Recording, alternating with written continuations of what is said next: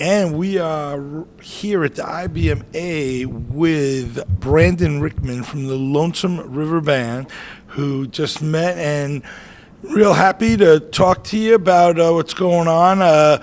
First off, let me say your history is tremendous. Getting to this point, only something that about 5 million of the people that are here now wish that they could get to here at the IBMA.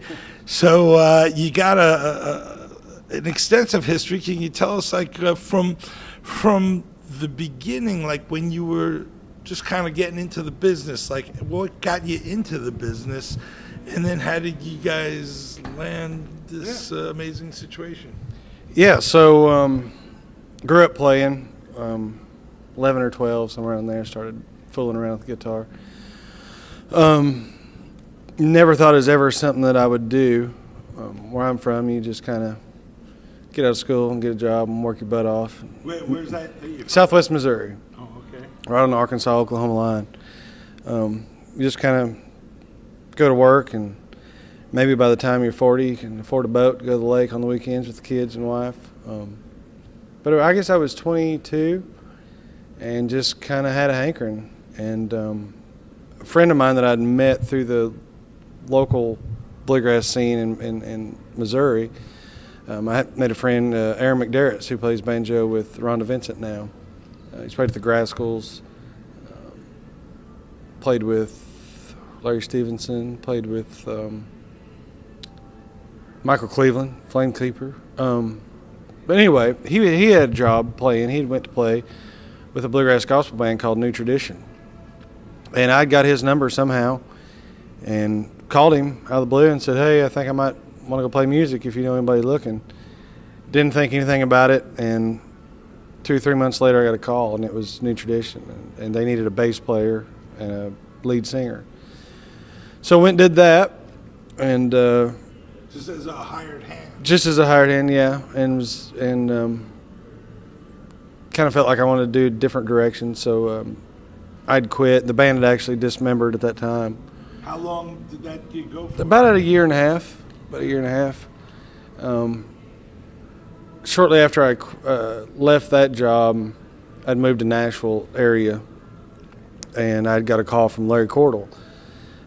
His bass player was Terry Eldridge at the time, the Murder on Music Row band, and that album had just come out and was doing really well. And Terry had a bad car accident.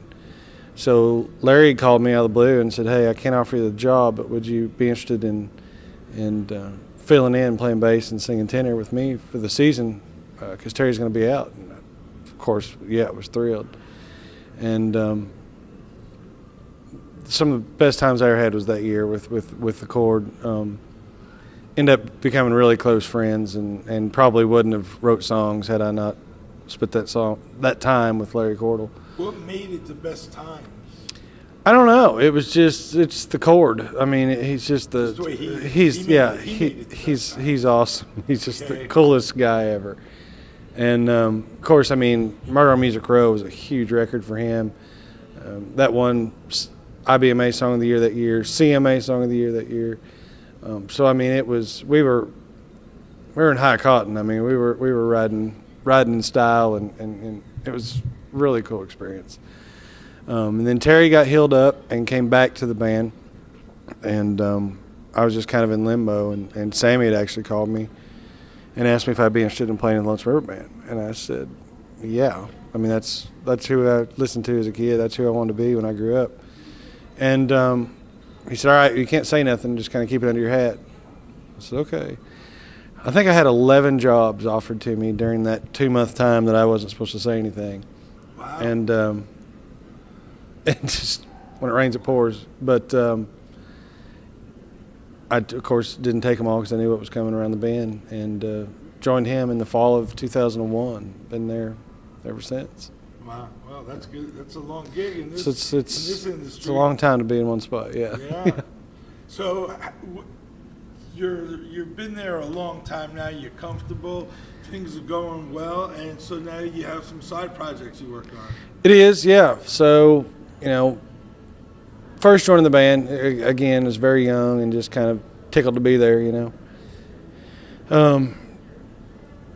as I grew, in age and experience and musically and mentally, everything, I guess.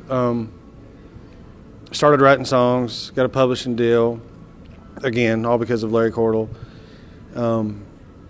Started figuring out, as Larry Cordell says, figured out what I want to be when I growed up. And,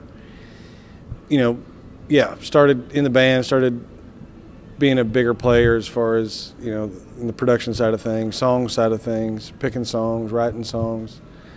And I put out a solo album in 2009, I was told yesterday. It's hard to believe it's been that long. But 2009, I put one out. Do you tour with it? No, not much. I did a few solo shows to promote that album. Is that common not to go on the road when you put an album out? Well, for being in a band, generally that's your outlet. Right. We'll do songs off of my solo projects, and then they'll be available at the record table and stuff like that. But as a rule, no. I mean, you really don't have any time. I did promote that album. I did maybe a half a dozen of solo shows, did a little winter. How much are you on the road now? Like what's normal now?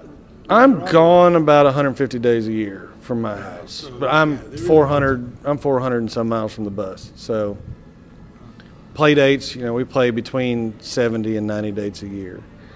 So it puts me gone about 150.